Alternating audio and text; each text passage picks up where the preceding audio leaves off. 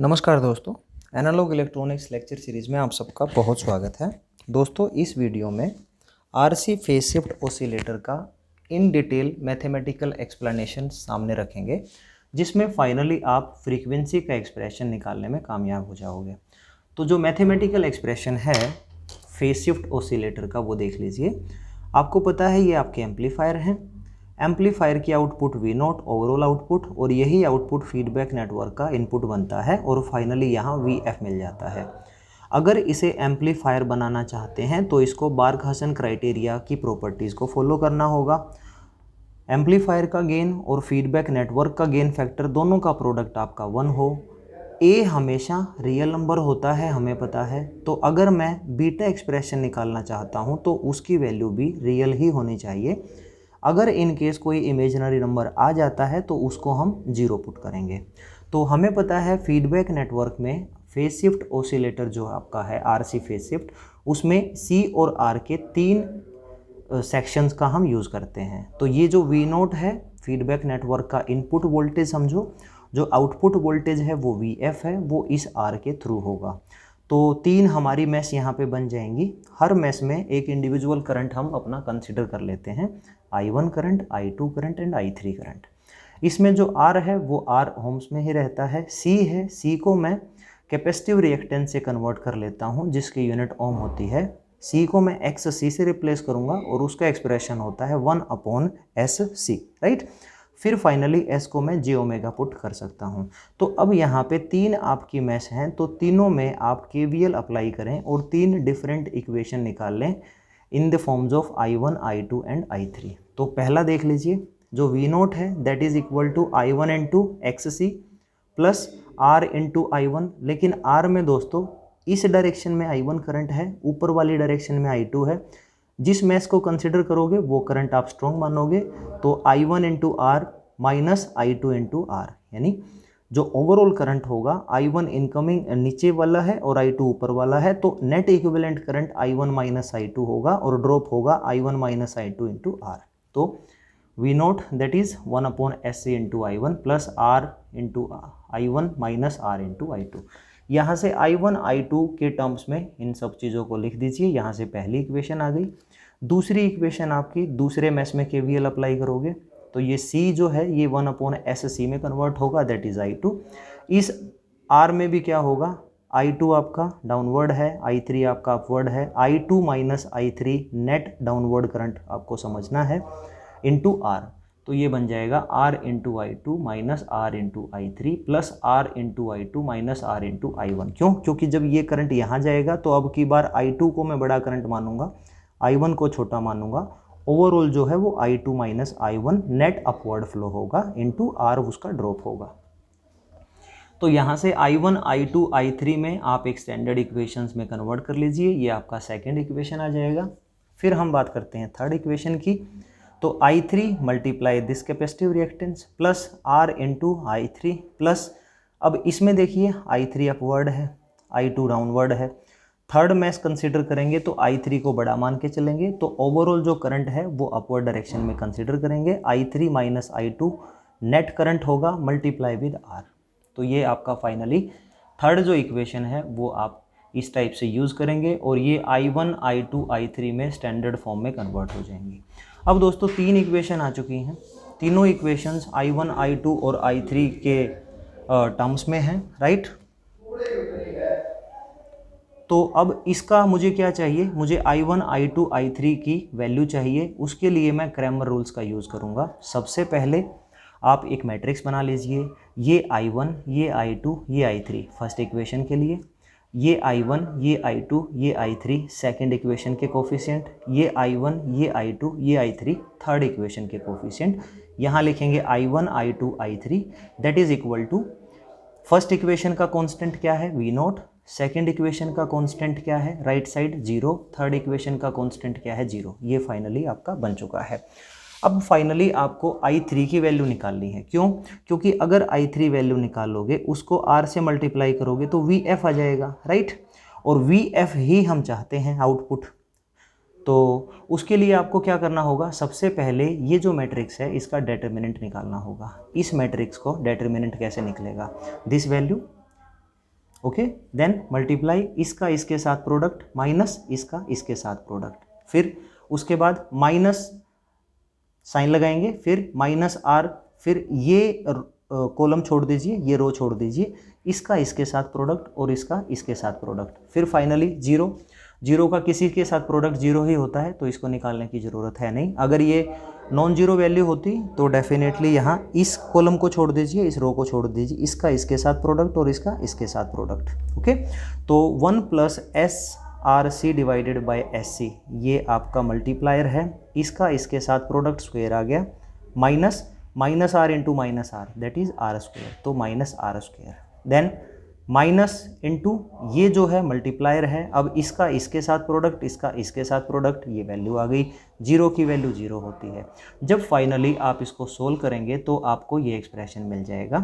Finally ये इसका whole square है, मैंने इसको ओपन कर लिया है, राइट, और ये R square 1 plus S R C, R square 1 plus 2 R C, इन दोनों को आप ऐड कर सकते हो क्योंकि एस सी आपका सेम डिनोमिनेटर है, लेकिन यहाँ पे एस सी का क्यूब है, तो ओवरऑल अब आप एलसीएम लें एस सी का क्यूब यहाँ पे, तो ये एज इट इज़ आ जाएगा, और यहाँ पे एस स्क्वायर सी स्क्वायर के साथ मल्टीप्लाई हो जाएगा, आर स्क्वायर पहले से कॉमन था, एस स्क्वायर सी स्क्वायर से मल्टीप्लाई हो चुका है और ये वैल्यू यहाँ पे आ चुकी है, राइट। अब इसके बाद कंप्लीट सबको मल्टीप्लाई कर दीजिए, एक फाइनली पॉलिनोमियल बना लीजिए। अब इसमें देखिए 1 एज इट इज़ है, S R C 4 S R C, total 5 S R C हो गया, 4 S R C whole square, 4 S R C whole square 8 S R C whole square हो गया, लेकिन minus 2 S R C whole square, तो 8 से 2 गया 6, तो 6 S R C whole square यहाँ बच गया। अब देखो 4 S R C cube minus S R C cube minus 2 S R C cube, 4 से आप -3 करेंगे तो 1 बचेगा, that is S R C square divided by S cube plus C cube, ये आपका डी आ चुका है डिटर्मिनेंट। फाइनली अब आपको क्या चाहिए, I3, मेरे को इंटेंशनली I3 चाहिए तभी मैं VF निकाल सकता हूँ। तो I3 कैसे निकलता है दोस्तों, ये जो है आपका मैट्रिक्स, इसमें जो आपकी कांस्टेंट है राइट साइड जो मैट्रिक्स बनेगी वो आप थर्ड कॉलम में पुट कर दें, फिर उसका डिटर्मिनेंट निकाल लें, वो D3 को रिप्लेस करेगा। तो यहाँ मैंने थर्ड कॉलम में उसको रख दिया है, D3 निकाल लिया है, इसका इसके साथ जीरो बनेगा, माइनस आर है तो ये आपका फाइनली प्लस आर हो जाएगा, इसका इसके साथ जीरो बनेगा, वी नोट ये छोड़ दीजिए, ये छोड़ दीजिए, इसका इसके साथ ये वैसे जीरो हो जाएगा, दैट इज़ आर स्क्वायर। तो ओवरऑल जो डिटर्मिनेंट है D3 वो वी नोट आर स्क्वायर बना।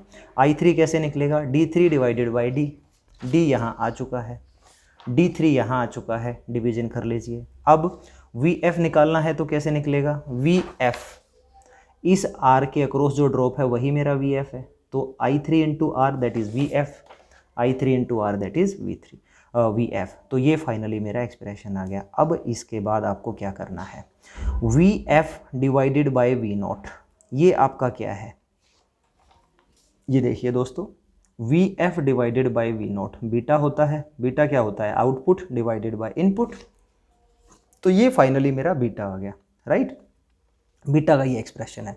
अब आप S को j ओमेगा पुट कर दीजिए, जहाँ S क्यूब है वहाँ क्या होगा, minus j omega cube, right. तो ये देख लीजिए, यहाँ S को मैंने j ओमेगा पुट किया, तो ये आप ध्यान रखना, j स्क्वायर होता है -1, j क्यूब होता है -j, और j की पावर 4 होती है +1। इस वैल्यू को पुट करके यहाँ पे ये एक्सप्रेशन आ चुका है। अब बीटा ये आ चुका है, लेकिन मैं चाहता हूँ नोमिनेटर में मेरा एक रियल नंबर हो या कांस्टेंट हो, दैट इज़ 1। तो हम क्या करेंगे, नोमिनेटर और डिनोमिनेटर सबको -j omega cube R cube C cube से डिवाइड कर देंगे। तो नोमिनेटर को जब डिवाइड करेंगे तो 1 बन जाएगा, यहाँ 1 upon same value, -6 upon this value, minus this factor upon this value, ये आ गया। अब इसके बाद ओमेगा से कुछ जगह ओमेगा कैंसिल होंगे, आर से आर कैंसिल होंगे, सी से सी कैंसिल होंगे, तो यहाँ पे तो भाई देखो ये वैल्यू और ये वैल्यू बिल्कुल सेम थी, माइनस साइन था, ये भी माइनस था, ये तो 1 आ गया, इसका तो 1 लिख लिया। अब 5 देखो, इस this factor divided by this factor, तो कितना बना ये वैल्यू। अब 6 ये वाला जो है, this factor divided by this factor, ये वैल्यू बना, प्लस 1 अपॉन दिस फैक्टर, तो ये आपका plus J omega cube R cube C cube बन गया, राइट। अब इसके बाद ये देखो, ज्यूम करो 1 अपॉन ओमेगा सी आर, क्यों? क्योंकि बार बार ओमेगा सी आर है या उसका स्क्वायर है या उसका क्यूब है, तो 1 अपॉन ओमेगा सी आर को मैंने अल्फा मान लिया। इसका जब मैं स्क्वायर करूंगा तो अल्फा स्क्वायर हो गया, इसका जब मैं क्यूब करूंगा तो अल्फा क्यूब हो गया। तो ये आपका finally in terms of alpha expression आ चुका है। अब मुझे पता है कि ए अगर मेरा रियल था तो बीटा भी रियल होना चाहिए, राइट। तो बीटा भी रियल होगा और उन दोनों का प्रोडक्ट आपका हमेशा कितना होगा? Alpha beta equal to 1। Beta बेटा तभी रियल हो सकता है जब आपके डिनोमिनेटर का इमेजिनरी पार्ट 0 हो सके। तो इमेजिनरी पार्ट क्या होता है? जिसके साथ जे लगा हो। तो ये हो गया आपका -6 अल्फा प्लस अल्फा क्यूब, ये आपका जे का पार्ट है। तो J alpha cube -6 alpha J that is equal to 0। Alpha common ले लिया बेटे, ये आपका 0, तो alpha square that is equal to 6, तो अल्फा कितना बनेगा? That is equal to √6, right. अब अल्फा क्या है? 1 अपॉन ओमेगा सी आर। तो 1 upon omega C R that is equal to √6। यहाँ से ओमेगा यहाँ ले जाओ, √6 यहाँ ले आओ, ओमेगा क्या बनेगा? 1 अपॉन आर सी इंटू √6। और ओमेगा क्या होता है? That is 2 pi into F. तो एफ कितना होगा? एफ कितना होगा? एफ होगा आपका omega divided by 2 pi. Omega का एक्सप्रेशन है, डिवाइडेड बाय 2 पाई करेंगे तो एफ के टर्म्स में आ जाएगा। ये है बेटे वो फ्रीक्वेंसी जो आरसी ऑसिलेटर्स आपको आउटपुट पे जनरेट करके देगा। इसमें आप हमेशा ध्यान रखना कि ये जो फ्रीक्वेंसी है ऑसिलेटर्स की फ्रीक्वेंसी है, जो आपका आरसी फेज शिफ्ट ऑसिलेटर है, इसमें जितने भी रेजिस्टेंस हैं उन सब की वैल्यूज़ को आपने आर कंसिडर किया है, दैट इज़ इक्वल वैल्यूज़। जितने भी कैपेसिटर हैं उन सबको आपने इक्वल कैपेसिटर यूज़ किया है, दैट इज़ सी वैल्यूज़। तो इस टाइप से ये आपका पूरा मैथमेटिकल एक्सप्रेशन था। ये आपकी वो फ्रीक्वेंसी है जिस पे आपका ऑसिलेटर लगातार आउटपुट पे ऑसिलेशंस देता रहेगा। तो this is the end of the video. I hope you like this video. अगर मेरे लेक्चर्स दोस्तों आपको पसंद आते हैं तो एक रिक्वेस्ट है कि मेरे यूट्यूब चैनल को सब्सक्राइब करें और अपने दोस्तों में ज़रूर शेयर करें। Thank you so much for watching this video.